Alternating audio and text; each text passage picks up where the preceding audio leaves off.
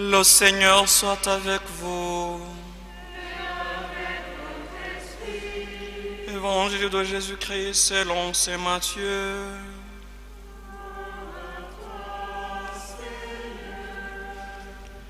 Quand Jésus apprit l'arrestation de Jean-Baptiste, se retira en Galilée et quitta Nazareth et vint habiter à Capharnaüm, ville située au bord du lac, dans les territoires de Zabulon et de Nephtali. Ainsi s'accomplit ce que le Seigneur avait dit par le prophète Isaïe. Pays de Zabulon et pays de Nephtali, route de la mer et pays au-delà du Jourdain, Galilée, toi le carrefour des païens, le peuple qui habitait dans les ténèbres a vu se lever une grande lumière. Sur ceux qui habitaient dans le pays de l'ombre de la mort, une lumière s'est levée. À partir de ce moment, Jésus se mit à proclamer « Convertissez-vous, car le royaume des cieux est tout proche. » Comme il marchait au bord du lac de Galilée, il vit deux frères, Simon, appelé Pierre, et son frère André, qui jetaient leurs filets dans le lac. C'étaient des pêcheurs.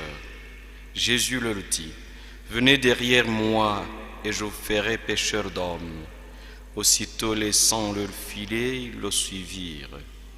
Plus loin, il vit deux autres frères, Jacques, fils de Zébédée, et son frère Jean, qui étaient dans leur barque avec leur père, en train de préparer leurs filets. Les appela. Aussitôt, laissant leur barque, leur père, le suivirent. Jésus, parcourant toute la Galilée, enseignait dans leur synagogue, proclamait la bonne nouvelle du royaume, guérissait toutes les maladies et toute infirmité dans le peuple. Acclamez la parole de Dieu.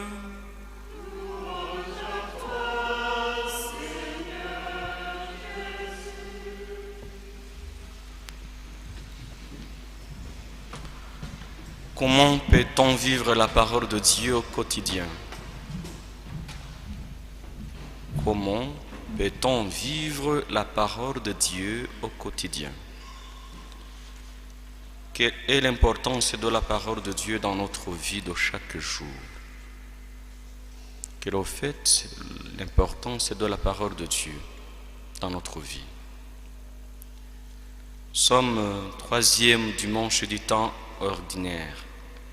Le pape François a voulu que ce dimanche soit consacré à la parole de Dieu. C'est vrai, chaque messe est une célébration, non seulement de l'Eucharistie, mais aussi de la parole. Jésus se donne sur deux tables, la table de sa parole et la table eucharistique. Chaque jour, chaque messe, chaque fois que nous nous retrouvons pour la célébration de la messe. Mais le Papa a voulu que nous prenions vraiment le temps de méditer, de réfléchir encore une fois sur l'importance de cette parole dans notre vie. Rendons grâce à Dieu parce que cette parole est aussi dans nos maisons, dans notre église et dans notre vie. Quand on parle de la parole de Dieu, on sous-entend cette révélation de Dieu, Dieu qui se fait connaître et Dieu qui se révèle, veut être connu des hommes. Il a voulu se faire connaître par les créatures, ce qu'il a créé. La création est une parole qui dit Dieu, qui nous révèle Dieu. Il a voulu se faire connaître par la Bible, les Saintes Écritures. La Bible est une révélation complète de la parole de Dieu. C'est la parole de Dieu qui est adressée à l'homme.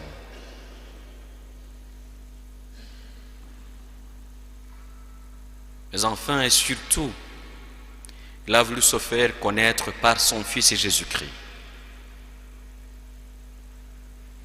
Le Verbe s'est fait chair et le Verbe était Dieu.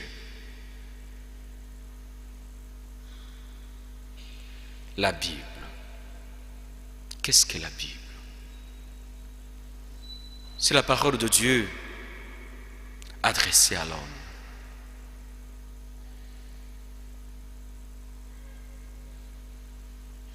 C'est une bibliothèque sacrée de 73 livres, 46 livres de l'Ancien Testament et 27 du Nouveau Testament.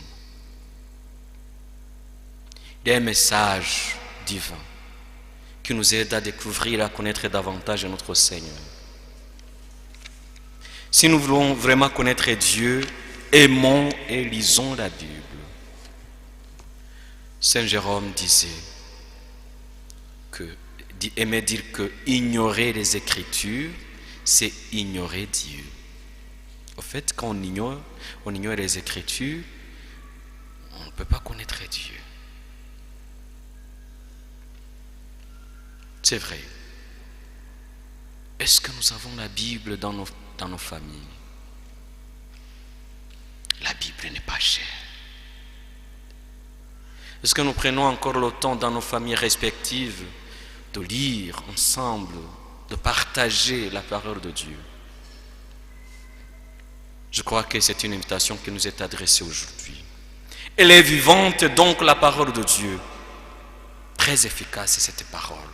Hébreux chapitre 4, verset 12. Cette parole a le pouvoir d'édifier et de donner l'héritage à tous les sanctifiés. Comme disait Saint Paul aux Thessaloniciens dans la première lettre. Et c'est cette parole qui peut nous permettre, nous aider à pouvoir quitter le pays des ténèbres et entrer dans le pays de la lumière. C'est une lumière sur notre route. Si nous ne vivons pas par la parole de Dieu, c'est que nous sommes dans les ténèbres. Et parce que la parole est venue dans le monde, alors le peuple qui marchait dans les ténèbres a vu se lever une grande lumière.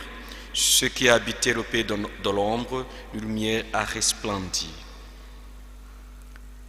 Cette lumière, c'est la parole de Dieu, c'est Jésus-Christ. Si vraiment nous voulons marcher dans la lumière, il n'y a que la parole de Dieu qui peut nous y aider. Malheureusement, ce n'est pas toujours le cas. Nous arrive de sombrer dans les ténèbres, de division. La première lettre de Saint Paul apôtre aux Corinthiens nous en dit long.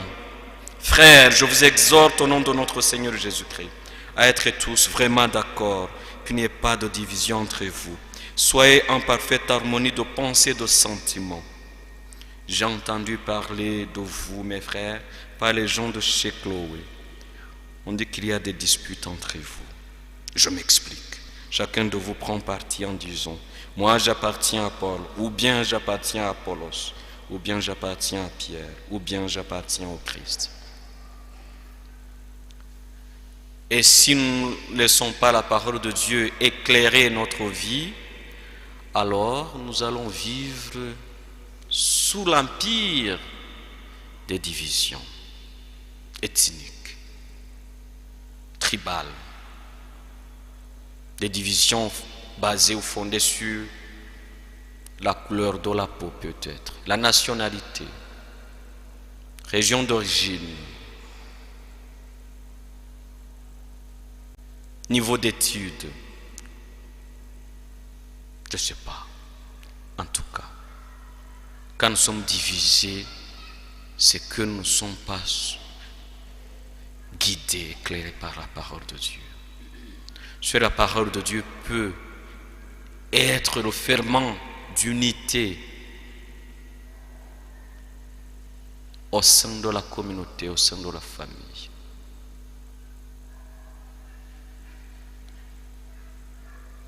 Et parce que parfois la parole de Dieu n'a pas de place, c'est là où naissent des divisions entre père et fils, femme et mari, enfants et parents.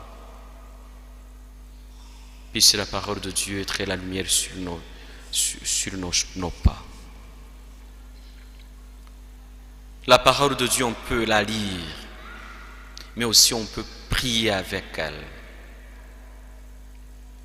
Demandons au Seigneur au cours de cette célébration eucharistique de pouvoir prier avec la parole de Dieu. Quand nous méditons le psaume, en fait, c'est la prière avec la parole de Dieu. Le Seigneur est la lumière, et lumière est salut. Le Seigneur est ma lumière et mon salut, de qui aurais-je crainte?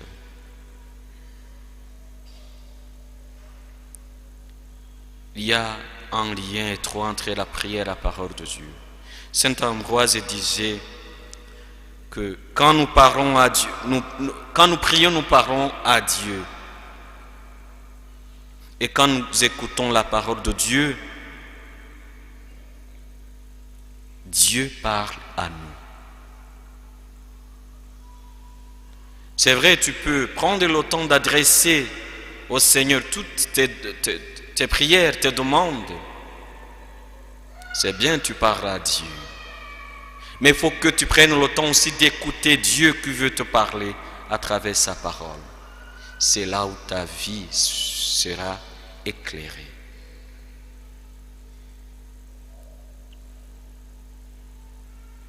La parole de Dieu. Nous sommes invités à contribuer à sa transmission, à cette annonce. N'oublions pas que par le baptême, nous sommes devenus prophètes, prêtres, prophètes et rois. Je veux insister un peu sur le prophète. Nous sommes devenus prophètes. Et si nous sommes devenus prophètes, c'est que nous avons reçu, par le fait d'être prophètes, 3 missions. Et quelles sont ces missions? La première mission, c'est annoncer, la mission d'annoncer la parole de Dieu. Annoncer la parole de Dieu. Nous sommes tous les messagers de la parole de Dieu. Nous sommes tous appelés à annoncer, proclamer la parole de Dieu. Nous arrive de ne pas avoir suffisamment de lecteurs capables, non, qui veulent proclamer la parole de Dieu, même au cours de la messe. J'arrive qu'il n'y ait pas suffisamment de lecteurs. Est-ce qu'aujourd'hui je peux m'inscrire sur la liste des lecteurs, au moins à la messe? Proclamer la parole de Dieu là où je suis enseignant ou enseignante, dans mon lieu de travail. Je suis appelé à annoncer la parole de Dieu. Deuxième mission par le fait d'être prophète, c'est de dénoncer les ténèbres, dénoncer les divisions, dénoncer le mal. Et si je suis baptisé, c'est que j'ai aussi reçu cette mission de dénoncer le mal. La parole de Dieu, quand elle est annoncée, le mal est dénoncé. Troisièmement, si nous sommes prophètes par le baptême, c'est que nous avons aussi reçu cette mission de consoler. Le prophète Isaïe nous rappelle: console mon peuple, je suis son berger, dit le Seigneur. Et si le Seigneur nous a choisis, frères et sœurs, c'est pour consoler son peuple. La parole de Dieu nous console, nous rassure.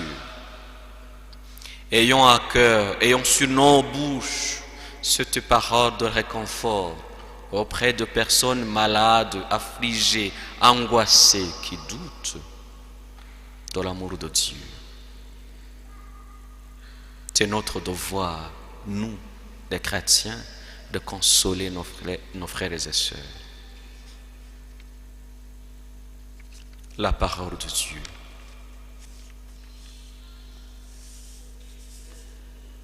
C'est une lumière sur nos routes. Mais comment l'interpréter? Interprétation de la parole de Dieu. La parole de Dieu, elle est bien belle, très vivante, mais on peut aussi l'interpréter de façon erronée. Pour bien interpréter la parole de Dieu, il faut faire attention à 5 aspects. 5 petites choses qui peuvent, non, 5 astuces pour pouvoir interpréter la parole de Dieu. L'Esprit Saint. Si nous lisons la parole de Dieu, il faut aussi écouter l'Esprit Saint. L'Esprit Saint nous aide à bien interpréter la parole de Dieu. Sans l'Esprit Saint, la parole de Dieu ne peut pas être bien interprétée. Deuxièmement, il faut interpréter la parole de Dieu dans la foi. Et si on interprète la parole de Dieu sans la foi, on peut croire que peut-être c'est un livre d'histoire, de biologie, de chimie, de géographie. Et pourtant, la parole de Dieu ne nous dit pas forcément le comment des choses, mais le pourquoi des choses. Pourquoi nous sommes créés. Et si nous n'avons pas la foi, je pense que la parole de Dieu peut nous être difficile à être interprétée. Mais aussi, si nous ne lisons pas la parole de Dieu, il nous sera difficile d'avoir la foi. Il y a vraiment un lien entre la foi et la parole de Dieu. Nous sommes le dimanche de la parole de Dieu. Demandons la grâce de la foi pour pouvoir aimer, méditer et interpréter la parole de Dieu. Mais aussi que cette parole nous aide à grandir, à fortifier notre foi. Troisième astuce, communion avec l'Église. Vous savez, avec la réforme protestante, notre cher ami prêtre, le père Martin Luther, avec ses disciples, croyait que tout le monde peut interpréter la parole de Dieu. Mais ce n'est pas ce que l'Église nous enseigne. Il faut vraiment interpréter la parole de Dieu en communion avec l'Église. Il y a deux grands interprètes de la parole de Dieu. Le premier, c'est l'Esprit Saint. Le second, c'est l'Église. Et si tu veux vraiment interpréter la parole de Dieu comme et recevoir, saisir le message divin, il faut être en communion avec l'Église. Si tu n'es pas en communion avec l'Église, cette parole ne va pas porter beaucoup de fruits dans ta vie. Et la chance de te tromper, de t'égarer, de t'éloigner de la vérité, de la réalité, sera beaucoup plus grande. Quatrième astuce. Il faut lire et interpréter la parole de Dieu dans l'ensemble des Écritures. Je vous donne l'exemple. Jésus dit, si tu veux prier, entre dans ta chambre et prie le bon Dieu qui t'écoute, qui est au ciel, n'est-ce pas? Mais aussi ailleurs dans l'Écriture, Jésus dit, là où il y a deux ou trois sont réunis à mon nom, je suis au milieu d'eux. Alors quand tu ne lis pas, tu n'interprètes pas la parole de Dieu dans l'ensemble des Écritures, tu peux facilement te tromper. Par ces deux versets, si tu lis seulement le premier verset, tu vas penser que tu vas entrer dans ta chambre, ce n'est plus nécessaire d'aller à l'église. Et si tu considères seulement le deuxième verset dont je vous ai parlé, tu vas penser que la prière communautaire suffit. Et pourtant, il faut avoir le temps de prier personnellement et le temps de prier avec les autres, n'est-ce pas, chers frères et sœurs? Donc il faut prier vraiment et lire, méditer la parole de Dieu dans l'ensemble de toutes des Écritures. Cinquième astuce, c'est que il faut vraiment chercher à comprendre et à interpréter la parole de Dieu en cherchant ce que Dieu veut. Et qu'est-ce que Dieu veut? C'est notre salut. Qu'est-ce que le Christ veut? C'est notre bonheur. Et qu'est-ce que la parole de Dieu nous montre? C'est le Christ. Parce que toute l'écriture divine n'est qu'un seul livre. Et ce livre, c'est le Christ. Et le Christ, Dieu lui-même est l'auteur des Écritures. en inspirant ces auteurs humains, agit en eux et par eux. Il donne l'assurance que leurs écrits enseignent sans erreur. Et enseignent quoi? La vérité salutaire. Et n'oublions pas l'importance capitale des évangiles. Les évangiles tiennent une place primordiale dans les Écritures parce que c'est le Christ qui est au centre. Et c'est le Christ qui nous appelle aujourd'hui à le suivre.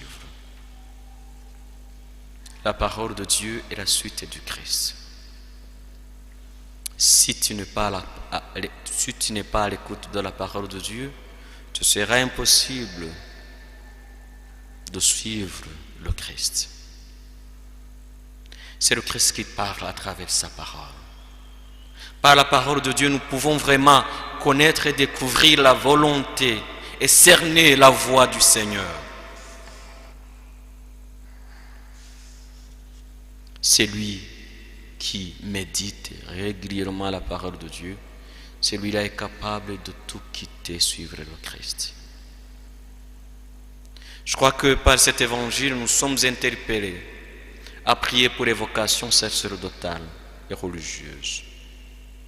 Nous avons encore besoin de personnes comme Jacques et Jean, André et Simon, qui laissent tout, leur barque, leurs parents, leur père, pour suivre le Christ. Nous avons vraiment besoin de personnes qui acceptent de tout quitter pour prêcher, annoncer, proclamer la parole de Dieu. Est-ce qu'on peut vraiment prendre cette petite résolution de prier pour les vocations, mes chers frères et sœurs? Est-ce qu'on peut prendre cette petite résolution de prier chaque jour pour que le Christ envoie dans son Église ces personnes qui acceptent de tout quitter pour prêcher, annoncer, proclamer la parole de Dieu? Je crois qu'on peut prendre cette résolution. Est-ce que vous êtes d'accord? Qui veut, à partir d'aujourd'hui, commencer à prier pour les vocations? Au moins un Je vous salue Marie par jour, pour qu'il y ait des personnes qui acceptent de suivre le Christ et annoncer sa parole. Est-ce qu'il y a quelqu'un qui veut? Ah, que Dieu vous bénisse. Vos prières ne seront pas vaines. Vos prières seront exaucées. Parce que c'est la demande du Seigneur. Nous avons besoin de personnes, pécheurs d'hommes, personnes qui acceptent d'aller pêcher les autres. Et quand on parle de la pêche, on pense au poisson, n'est-ce pas?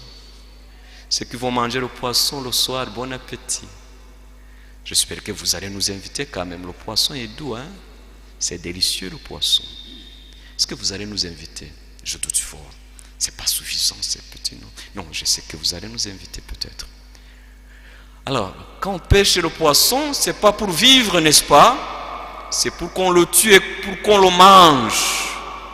Mais quand il faut pêcher l'homme, c'est que cette personne n'est pas là où il doit être. Il doit être sauvé de l'eau, n'est-ce pas? Alors, quand le Seigneur invite ses apôtres, les appelle à être des pêcheurs d'hommes, c'est qu'il se rend compte que beaucoup de personnes sont perdues dans les ténèbres. Beaucoup de personnes sont là où elles ne doivent pas être. Alors, il faut qu'il y ait des personnes capables de les pêcher, de les sauver. Et on peut les sauver par la parole de Dieu.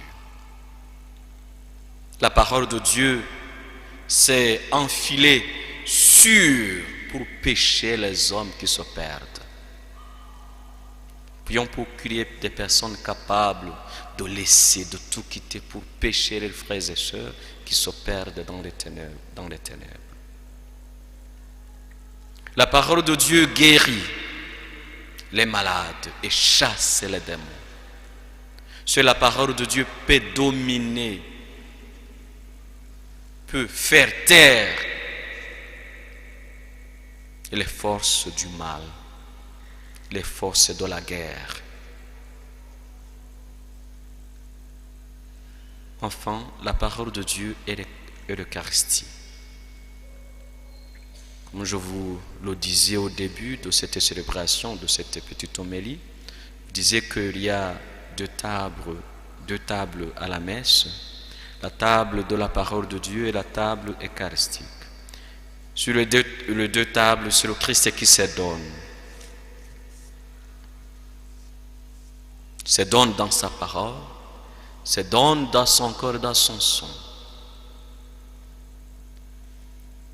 Ce n'est pas question de choisir la partie qui m'arrange.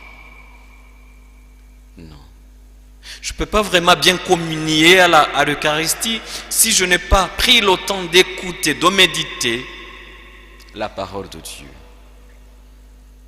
Et quand est-ce que cette Eucharistie va porter du fruit dans ma vie? C'est quand j'aurai pris le temps d'écouter, de méditer la parole de Dieu.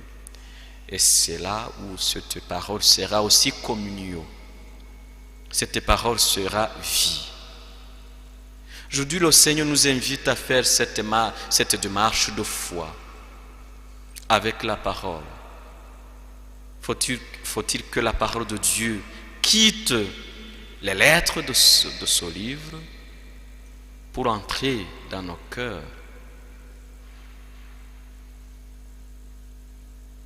Un de nos professeurs au grand séminaire aimait nous dire: chers frères séminaristes, demandez la grâce d'aimer la parole de Dieu, et pour que cette parole devienne aussi votre langue maternelle. Et je vous dis la même chose, chers frères et sœurs, est-ce qu'on peut demander à ce que la parole de Dieu devienne aussi notre langue maternelle? On peut demander cette grâce? Qui veut demander cette grâce? Que Dieu vous bénisse.